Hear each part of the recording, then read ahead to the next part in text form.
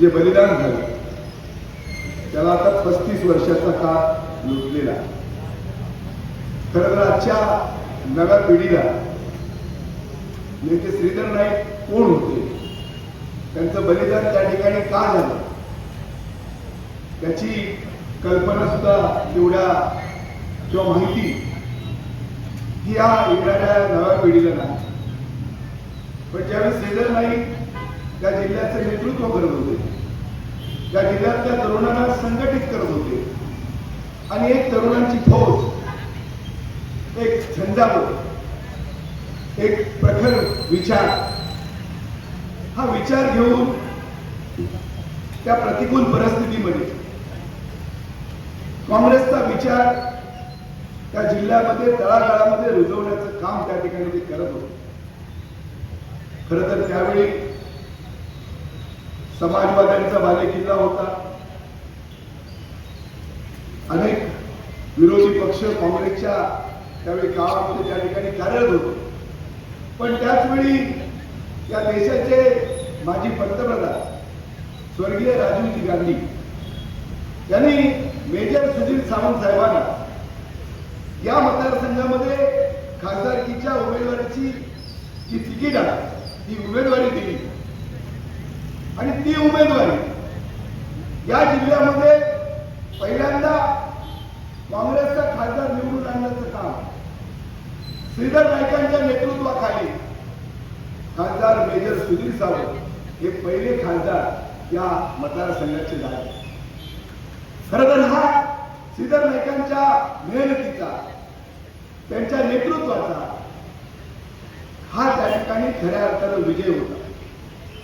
पण ज्यावेळी हा विजय विरोधकांना त्या ठिकाणी हा सहन झाला आणि कुठंतरी हा विचार या ठिकाणी संपवला पाहिजे, त्या विचाराचं नेतृत्व कोण करतो, त्या नेतृत्वाला संपवलं पाहिजे असा एक विचार घेऊन काही लोक त्या ठिकाणी कार्यरत होती आणि त्याच लोकांनी हा सिंधुदुर्गाचा पहिला राजकीय बळी श्रीधर नाईकांच्या रूपाने घेतला.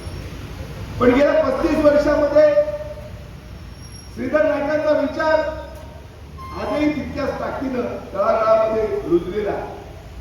व्यक्ती म्हणून श्रीधर नाईक आपल्यामध्ये नसतील, पण त्यांचा विचार, त्यांचं कर्तृत्व हे आजही त्या ठिकाणी समाजाला एक आदर्श असेल, एक समाजाला प्रेरणादायी आहे.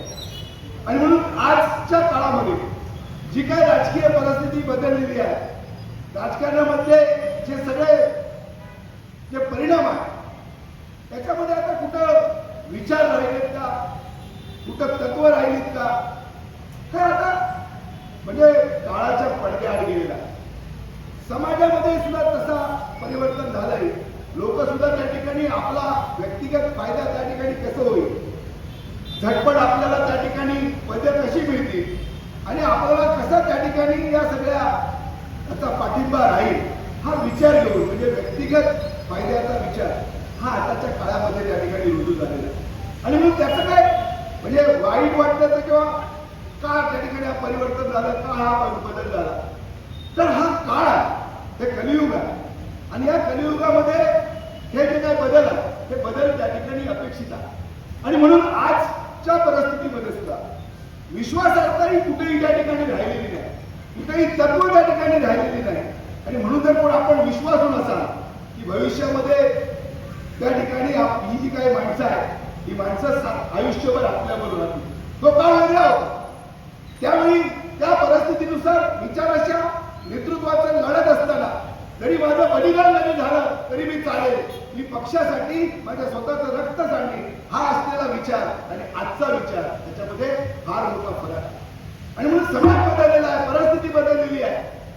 आणि म्हणून ह्या परिस्थितीमध्ये सुद्धा आज प्रत्येक जण आपल्या आयुष्यातल्या जो काही काळ या काळामध्ये व्यक्तिगत फायदा त्या ठिकाणी कसं होईल, समाजाचा जरी त्या ठिकाणी हित नाही झाले तरी चालेल, आपला कसा फायदा होईल आणि त्या ठिकाणी हा विचारामध्ये आता इथला काळ त्या ठिकाणी. आणि म्हणून आता श्रीधर नाईकांचा बलिदान हे दुर्मिळ आहे. हे आता परत कधी पाहायला मिळेल असं त्या ठिकाणी मला वाटत नाही. कारण आता लढाई ही विचारांची कधीच नसते, ही लढाई आता मॅनेज असते. कोणतरी त्या ठिकाणी एखादी भूमिका घेतो, कोणतरी त्या ठिकाणी दुसरी विरोधात भूमिका घेतो दिशाभूल ती त्या ठिकाणी चालू असते. काय झालं प्रश्नांचं, कोणाला न्याय मिळाला? जर आपण प्रश्नांकडे पाहिलं तर घडलेले प्रसंग पाहिले तर त्या ठिकाणी कोणालाही त्या ठिकाणी न्याय मिळाला नसतो. हीच वस्तुस्थिती आजची त्या ठिकाणी आहे. पण तरी सुद्धा आज जे काय या विचाराला बांधील असणारे अनेक माणसं आज श्रीधर प्रेमी या ठिकाणी उपस्थित आहेत. गेली 35 वर्ष मी पाहतो. 35 वर्षापूर्वी श्रीधर नाईक हे त्या ठिकाणी तरुण होते.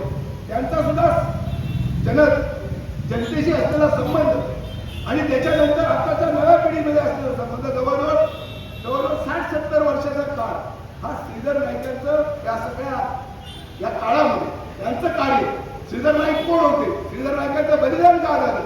श्रीधर नाईक हा विचार आजही जपण्याचं काम. आज ते सगळे चेहरे मी पाहतो, यांच्या चेहऱ्यावर श्रीधर नाईकांच्या बद्दल म्हणजे एक आत्मीयता, एक वेगळं प्रेम आहे, एक विशेष प्रेम आहे. आणि म्हणून सुद्धा वयोवृद्ध जरी झाले तरी कुठंतरी काठी टेकत कोणाला तरी सांगत कुठंतरी या कार्यक्रमाला पोहोचण्याचं काम या निमित्तानं हे सगळे श्रीधर प्रेमी त्या ठिकाणी करतात. खरं तर हीच श्रीधर नाईकांची संपत्ती आहे. ज्या विचारानं श्रीधर नाईकांनी ध्येयाला वेळेवरून काम केलं, त्यांनी पक्षासाठी त्या विचारासाठी बलिदान दिलं, अशा श्रीधरांची स्मृती जपण्यासाठी त्या ठिकाणी आज एवढ्या मोठ्या संख्येनं आपण या ठिकाणी उपस्थित आहात. मी खरं तर सुशांत नाईक असतील, संकेत नाईक असतील, वैभवजी नाईक असतील किंवा नाईक कुटुंबीय असतील, या सर्वांना मनापासून त्या ठिकाणी धन्यवाद देतो. की कारण शेवटी जरी समाजाने हा विचार जोपासला नाही तरी हा शेवटी कुटुंबाप्रती तुम्हाला हा एक श्रीधर नाईकांचा वारसा या पुढच्या काळात सुद्धा त्या ठिकाणी जपायला लागेल. कारण शेवटी अनेक गोष्टी त्या ठिकाणी बदल होतात, परिवर्तन होत असतात आणि त्या ठिकाणी लोक त्या वेळेनुसार त्याच्यानंतर आपली भूमिका त्या ठिकाणी घेत असतात. पण आज समाजकार्याच्या माध्यमातून शेतकऱ्यांचा सन्मान असेल, गुणवंतांचा सन्मान सत्कार असेल, कुठेतरी रक्तदात्यांचं रक्तदान, अशा प्रकारचे समाजोपयोगी कार्यक्रम गेली 35 वर्ष आपण त्या ठिकाणी श्रीधर नाईकांच्या स्मृतीनं घेत आहे. आणि कुठेतरी याचा फायदा प्रत्येक ठिकाणी शेतकऱ्याला होतो, कुठेतरी आरोग्य रुग्णांना होतो, कुठेतरी त्या ठिकाणी सन्मान करणाऱ्याच्या पाठीवर एक शाबासकीची थाप या निमित्तानं मिळते. आणि म्हणून जोपर्यंत तरी हा काळ कितीही बदलला, शेवटी पृथ्वी गोल आहे. एक ना एक दिवस या सगळ्याचा जो काय न्याय आहे, नियतीचा न्याय हा शेवटी त्या ठिकाणी होणारच आहे. आणि म्हणून कोणी किती त्या ठिकाणी आपली भूमिका बदलली किंवा कोणी त्या ठिकाणी आपल्या पद्धतीने व्यक्तिगत फायद्यासाठी जरी भूमिका घेतली तरी शेवटी जे सत्य आहे ते सत्य कधीच त्या ठिकाणी बदलणार नाही. थोडा वेळ लागेल. सत्य हे म्हणजे काय म्हणतात त्याला, परेशान होता है लेकिन आखिर सत्य होता है, वो जीतता है. तसंच सत्य हे शेवटी जिंकणार. आणि म्हणून आपण या सगळ्याच्या माध्यमातून श्रीधर नाईकांची खऱ्या अर्थानं स्मृती जोपासण्याचं काम आपण या ठिकाणी करतोय. खरं तर श्रीधर नाईकांच्या या सगळ्या बलिदानामुळे किंवा त्यांच्या कर्तृत्वामुळे अनेक लोकांचा फायदा त्या ठिकाणी झाला असेल. ज्यांचा झाला, काही लोक असतील, काही लोक आज नसतील, पण शेवटी श्रीधर नाईकांच्या विचाराचा वारसा हा समाजाला त्या ठिकाणी आदर्श देणारा आहे, प्रेरणा देणारा आहे. आणि कार्यकर्त्याने त्यांच्याप्रमाणे घडण्याचा प्रयत्न प्रामाणिकपणे त्या ठिकाणी करावा. नक्कीच अनेक श्रीधर नाईक त्या ठिकाणी निर्माण होतील आणि कुठंतरी निष्ठा ही जी काय आहे किंवा जो त्याग आहे किंवा जे बलिदान आहे हे सुद्धा समाजामध्ये सुद्धा त्याचं तितकंच महत्व आहे. हे सुद्धा त्या निमित्तानं लोकांच्या लक्षामध्ये मी जास्त वेळ आपला घेत नाही. मी मनापासून पुन्हा एकदा श्रीधर नाईकांना त्यांच्या पवित्र आत्म्यास त्या ठिकाणी चिरशांती लावतो, त्यांना आदरांजली या ठिकाणी वाहतो आणि आपल्या सर्वांना मनापासून धन्यवाद देतो की आपण श्रीधर नाईकांचं प्रेम जपण्याकरता, श्रीधर नाईकांवरचा त्याग असेल, निष्ठा असेल, बलिदान असेल, या सगळ्या कार्याचा गौरव करण्याकरता एवढ्या मोठ्या संख्येनं आपण उपस्थित आहात. आपल्या सगळ्यांचं मनापासून आभार मानतो आणि थांबतो. जय हिंद, जय महाराष्ट्र. ताज्या अपडेट्स आणि ताज्या बातम्यांसाठी कोकण एक्सप्रेस डिजिटल न्यूज चॅनलला सबस्क्राईब करा, लाईक करा, कमेंट करा आणि शेअर करा. आणि महत्त्वाचं म्हणजे बेल आयकॉनवर क्लिक करायला विसरू नका.